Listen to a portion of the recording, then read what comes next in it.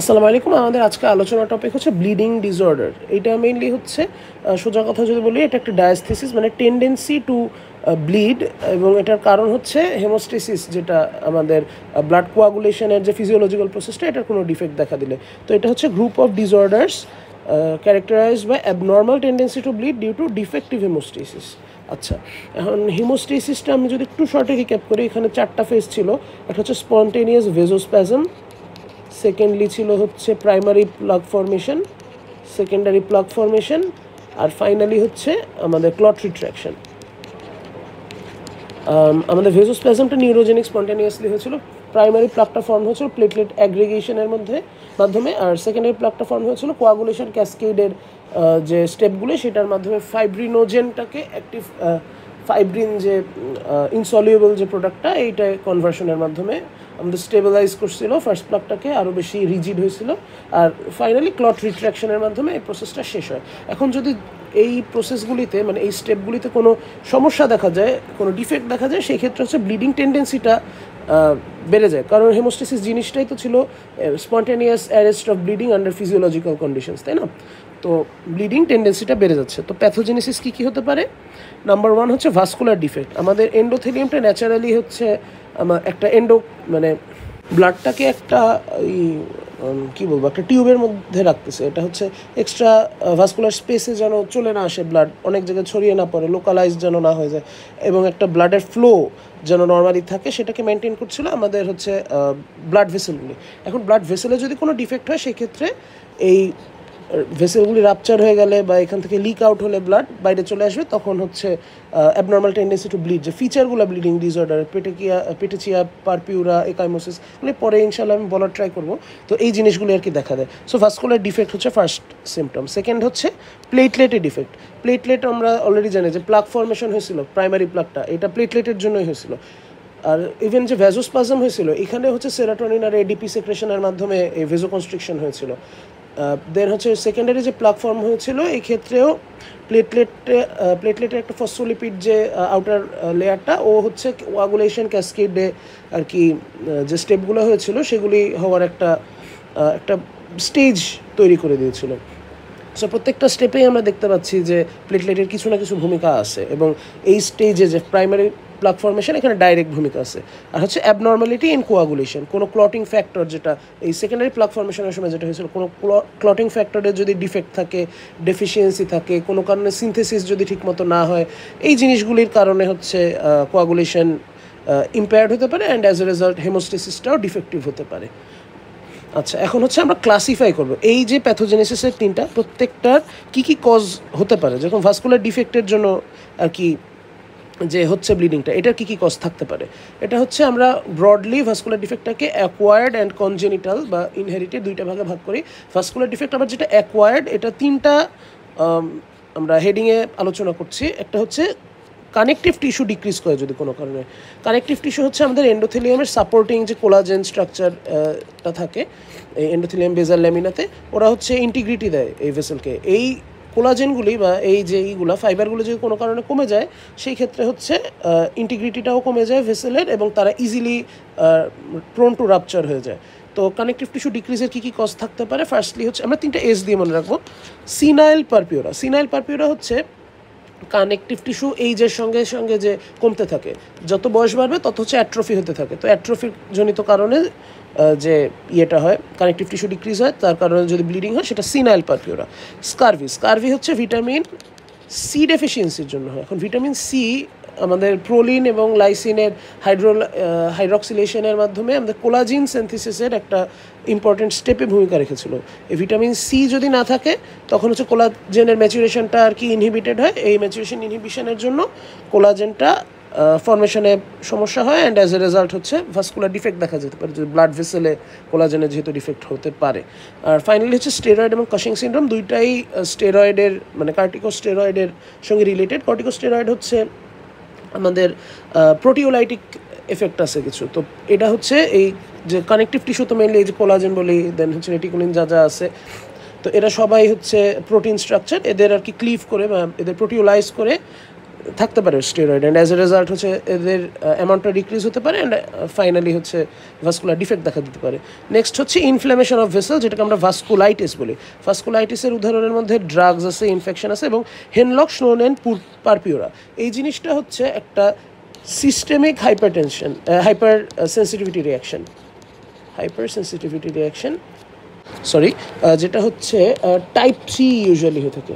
Type 3 হওয়ার কারণে যে ইমিউন কমপ্লেক্সগুলি ফর্ম হয় এইটার কারণে, সেই ইমিউন কমপ্লেক্সগুলি বিভিন্ন জায়গায় ডিপোজিট হয়, তার মধ্যে একটা হচ্ছে আমাদের ব্লাড ভেসেলে ডিপোজিটেড হওয়ার কারণে হচ্ছে এদের ড্যামেজ হয়ে যায়। এদের ড্যামেজ হওয়ার কারণে এখান থেকে ব্লাড লিক আউট হতে পারে। এছাড়া এটার সঙ্গে সাপোর্টিং কিছু থাকবে, সঙ্গে যে রিলেটেড যদি আমরা চিন্তা করি গ্লোমেরুলার যে বেসমেন্ট মেমব্রেন, সেখানে যদি ইমিউন কমপ্লেক্সগুলো ডিপোজিটেড হয় তখন এজিএন, যেটা অ্যাকিউট গ্লোমেরুলোনেফ্রাইটিস, এটা ডেভেলপ করতে পারে। জয়েন্ট ক্যাভিটিতে যদি ডিপোজিট হয় সেক্ষেত্রে আর্থালজিয়া ডেভেলপ করতে পারে। তারপর হচ্ছে জিআইটির যে লাইনিং, সেখানে ডিপোজিটেড হয়ে অ্যাবডোমিনাল পেন করতে পারে। এইসব আর কি এই হেনলক স্নোলেন পারপিউরার সঙ্গে অ্যাসোসিয়েটেড কয়েকটা ফিচার আমরা দেখতে পাই ইউজুয়ালি।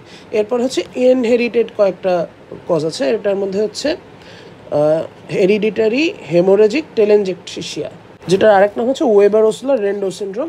এইটা মেনলি আমাদের থিন ওয়াল্ড এবং টর্সুয়াস ভেসেল দেখা দেয় এখানে কনজেনিটালি। তো যেহেতু এরা একে থিন ওয়াল্ড, তার উপর হচ্ছে টর্সুয়াস হওয়ার কারণে ইজিলি এগুলো স্ট্রেচড হয়ে যায়। এমনিতে থিন ওয়াল্ড হওয়ার কারণে এরা সাসেপ্টেবল টু ইনজুরি ইজিলি, তো এরা হচ্ছে ইজিলি স্ট্রেচড হয়ে ইজিলি রাপচার হতে পারে। সো এদের কনজেনিটালি টেন্ডেন্সি বেশি থাকবে এদের হচ্ছে রাপচার্ড হয়ে যাওয়ার এই ভেসেলগুলোর।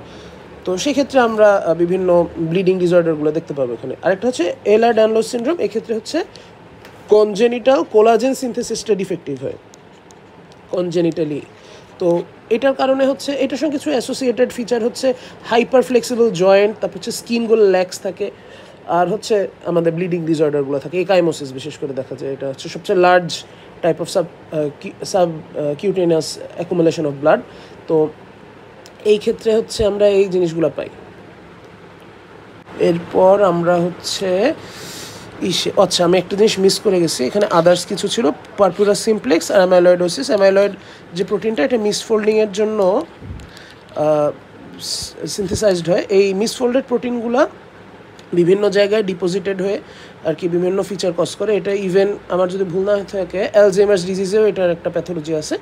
আর অ্যামাইলয়েডোসিস যদি অ্যামাইলয়েডগুলো ভাস্কুলার এন্ডোথেলিয়ামে অ্যাকুমুলেট করে, সেই ক্ষেত্রে এটা হচ্ছে ভেসেল ড্যামেজ করে থাকতে পারে। আর পারপিউরাস সিমপ্লেক্স হচ্ছে ফিমেলদের ক্ষেত্রে ভেসেলগুলো আর কি উইক থাকে এবং তাদের ব্লিডিং টেন্ডেন্সিটা বেশি, এই হচ্ছে পারপিউরাস সিমপ্লেক্স। আচ্ছা, এবার আসে আমরা bleeding due to platelet anomalies. এটা আমার মতে ক্লিনিক্যালি সবচেয়ে বেশি রিলেভেন্ট, পরীক্ষায় সবচেয়ে বেশি ধরা হয়। আর এর মধ্যে থ্রোম্বোসাইটোপেনিয়া যেটা আছে, এটা সবচেয়ে বেশি আর কি ইম্পর্টেন্ট আমাদের জন্য। এখন আমাদের অ্যানোমালি কী কী হতে পারে? অ্যানোমালি হতে পারে কোয়ালিটেটিভ, হতে পারে কোয়ান্টিটেটিভ। কম বেশি আছে কোয়ান্টিটিতে, সেটাও সমস্যা হতে পারে। আবার হয়তো বা কোনো স্ট্রাকচার কম আছে, কোনো স্ট্রাকচার ডিফেক্টিভভাবে ফর্ম হয়েছে, এই জিনিসগুলোর জন্যও হতে পারে। তো কোয়ালিটেটিভ ডিফেক্টগুলোকে আমরা বলি হচ্ছে থ্রোম্বাসথেনিয়া। আর কোয়ান্টিটেটিভ ডিফেক্ট হইতে পারে বেশি হয়েছে, হইতে পারে কম হয়েছে। বেশি হলে সেটাকে বলি আমরা থ্রোম্বোসাইটোসিস বা থ্রোম্বোসাইথেমিয়া, আর যদি সেটা হচ্ছে কম হয় সেটা হচ্ছে থ্রোম্বোসাইটোপেনিয়া বলি। নর্মাল আমাদের প্লেটলেটের কাউন্ট হচ্ছে 1.5 থেকে আমরা বলে থাকি 4 lakh per cubic millimetre usually. এখন যদি লোয়ার লিমিটের চেয়ে কম হয় সেটা হচ্ছে থ্রোম্বোসাইটোপেনিয়া। আর এই 4.4 বা 4.5 অনেক ক্ষেত্রে বলা হয়, 4.5 লাখের চেয়ে যদি বেশি হয় সেক্ষেত্রে এটা আমরা বলি থ্রোম্বোসাইটোসিস। আচ্ছা, এখন থ্রোম্বোসথেনিয়া দিয়ে শুরু করা যাক। কোয়ালিটেটিভ ডিফেক্ট কী কী হতে পারে? হেরিডিটারি হতে পারে, অ্যাকোয়ার্ড হতে পারে। হেরিডিটারির মধ্যে মোস্ট ইম্পর্টেন্ট যেগুলো আছে, আমরা একটু যদি রিকল করি, প্লেটলেটের গায়ে কী রিসেপ্টর ছিল? প্লেটের গায়ে রিসেপ্টর ছিল ভন উইলিব্র্যান্ড ফ্যাক্টর, যেটা সেটা বাইন্ডিংয়ের জন্য একটা রিসেপ্টর ছিল, সেটাকে আমরা GP1B বলছিলাম। আবার অনেক জায়গায় GP1B9 এটাও বলা হয়ে থাকে। তো এই ফ্যাক্টরটা যদি না থাকে সেই ক্ষেত্রে একটা সিনড্রোম হতে পারে, সেটা হচ্ছে বার্নার্ড সোলিয়ার সিনড্রোম, যেটাকে জায়ান্ট প্লেটলেট সিনড্রোমও বলা হয়। সেকেন্ডলি হচ্ছে আমাদের আরেকটা রিসেপ্টর ছিল এটাকে বাইন্ড করার জন্য, সেটার নাম ছিল হচ্ছে GP2B3A। এই যে রিসেপ্টরটা, এটা কি বাইন্ড করছিল? এটা বাইন্ড করছিল ফাইব্রিনোজেন।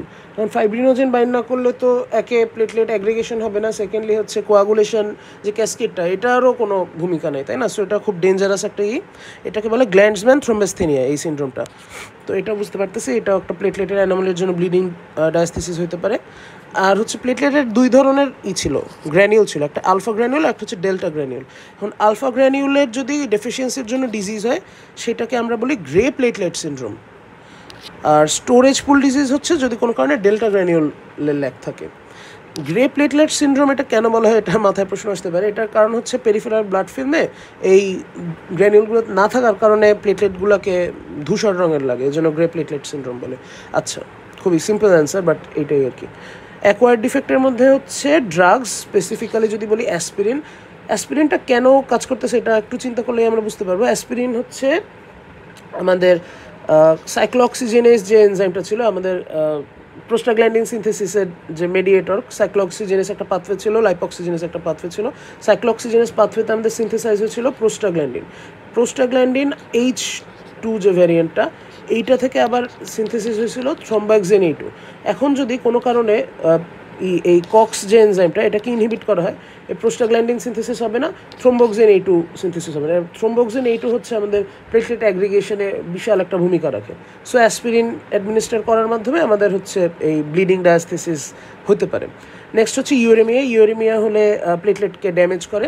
দেন হচ্ছে লিউকেমিক যেগুলো মাইলোপ্রলিফারেটিভ বা মাইলোডিসপ্লাস্টিক যে নিউপ্লেজিয়াগুলো আছে, এগুলো যদি হয় সেক্ষেত্রে হচ্ছে সেকেন্ডারিলি থ্রোম্বোস্থেনিয়াও ডেভেলপ করতে পারে। থ্রোম্বোসাইটোসিস, থ্রোম্বোসাইথেমিয়া এটা নিয়ে বলে ফেলছি। এখন হচ্ছে আমরা আসি থ্রোম্বোসাইটোপেনিয়া। এই জিনিসটা খুবই হাই ইয়েল্ড। এখানে আবার আমি কয়েকটা কথা লিখছি, এগুলো হচ্ছে বেসিক্যালি ক্লিনিক্যাল ফিচারগুলো থ্রোম্বোসাইটোপেনিয়া। যে এখানে লিখছে হচ্ছে পিটিবি, পালমোনারি টিউবারকুলোসিস না, এটা হচ্ছে পোস্ট ট্রমাটিক ব্লিডিং। মানে হচ্ছে কি, যখন প্লেটলেট কাউন্ট 20 থেকে 50,000 রেঞ্জে চলে আসে পার কিউবিক মিলিমিটার, সেই ক্ষেত্রে হচ্ছে স্লাইট একটু ট্রমা পাইলে এটা হচ্ছে একদম ম্যাসিভ ব্লিডিং শুরু হয়ে যায়। আর এসবি হচ্ছে স্পন্টেনিয়াস ব্লিডিং।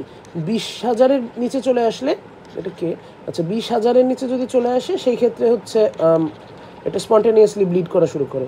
আর যদি 10,000-এর নিচে চলে আসে সেই ক্ষেত্রে হচ্ছে ইন্ট্রাক্রেনিয়াল ব্লিডিং শুরু হয়ে যাবে। আচ্ছা, তো থ্রোম্বোসাইটোপেনিয়ার কজ আবার আমরা হচ্ছে 4টা ভাগে ভাগ করছি।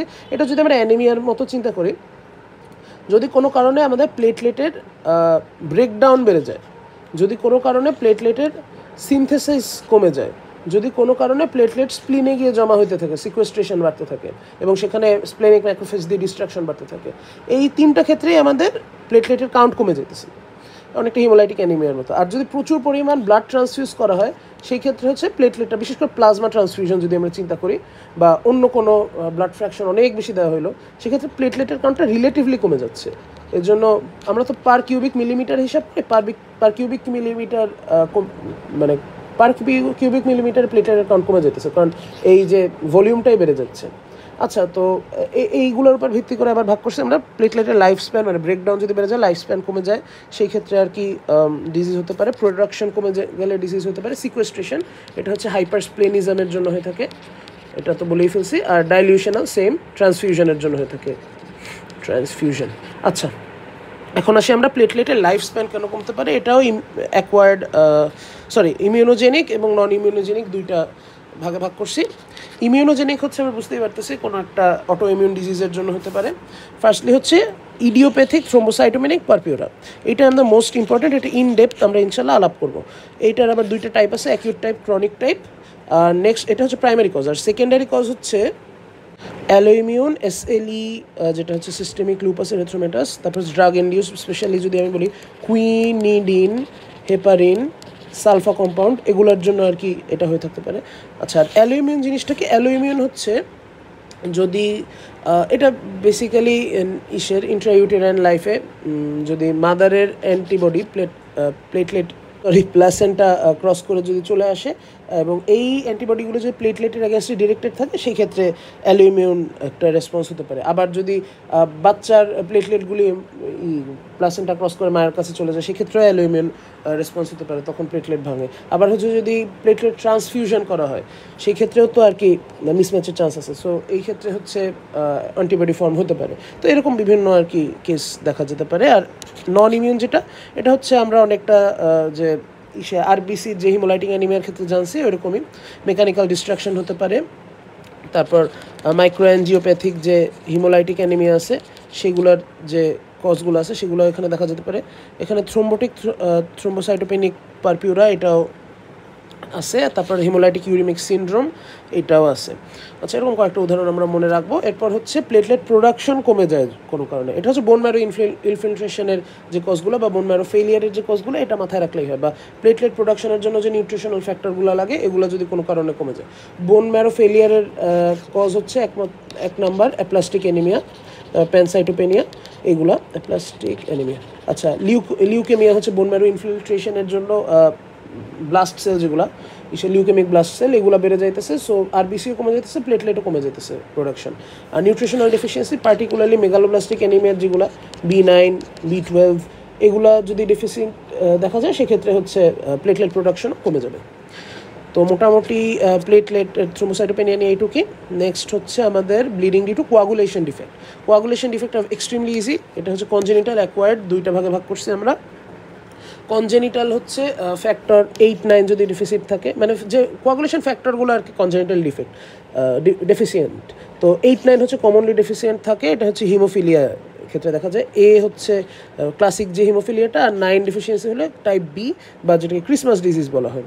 তারপর ভন উইলিব্র্যান্ড ফ্যাক্টর, এটা যদি ডেফিসিট থাকে ভন উইলিব্র্যান্ড ডিজিজ হয়।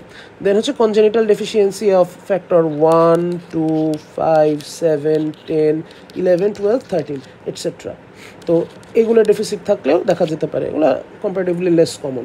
অ্যাকোয়ার্ডের মধ্যে হচ্ছে vitamin K deficiency, vitamin K হচ্ছে 2, 7, 9, 10 খুব সম্ভবত এই কয়টার ইনঅ্যাক্টিভ ফর্ম থেকে অ্যাক্টিভ ফর্মে কনভার্সনের ক্ষেত্রে ভূমিকা রাখে। তো ভিটামিন কে যদি ডেফিসিট হয়ে যায় সেক্ষেত্রে হচ্ছে এগুলার কনভার্সনটা ঠিকমতো হচ্ছে না অ্যাক্টিভ ফর্মে, তো সেক্ষেত্রে ব্লিডিং ডিসঅর্ডার দেখাতে পারে। লিভার ডিজিজ, লিভার থেকে অনেক ক্লটিং ফ্যাক্টর সিনথেসিস হয়, তার মধ্যে প্রাইম হইতেছে ফাইব্রিনোজেন, যেটা একটা অ্যাকিউট ফেজ রিঅ্যাক্টিং প্রোটিনও। তো এদের যদি ডেফিসিট দেখা যায় সেক্ষেত্রে ফাইব্রিনোজেন যদি সিনথেসিস না হয় তাহলে তো সেকেন্ডারি ক্লটিং এই ফর্ম হবে না, একটা বিশাল গ্যাঞ্জাম। আচ্ছা, ড্রাগ থেরাপি, অ্যান্টিকোয়াগুলেন্ট থেরাপি যেমন ওয়ারফারিন, হেপারিন, এগুলোর থেরাপি যদি চলতে থাকে তখন হচ্ছে কোয়াগুলেশন ক্যাসকেটটা আর কি ব্লকেজ হয়ে যাবে। ডিআইসি, ডিসেমিনেটেড ইন্ট্রাভেসকুলার কোয়াগুলোপ্যাথি, এটা আমরা ইনডেপথ আলোচনা করার ট্রাই করবো। এক্ষেত্রে হচ্ছে কিছু কিছু জায়গায় এক্সট্রিম ক্লটিং হয়ে যায়, অতিরিক্ত ক্লট হয়ে যায়, যার কারণে ক্লটিং ফ্যাক্টরগুলো ইউজড আপ হয়ে যায়, and as a result haemorrhage হতে পারে, রেজাল্ট হতে পারে, কারণ হচ্ছে ক্লটিং ফ্যাক্টর ডেফিসিয়েন্ট এই অবস্থায়। তো মোটামুটি এখানে এইটুক নিয়ে আলোচনা করতে চাই, ইন্ডিভিজুয়াল ডিজিজ পরে ইনশাল্লাহ।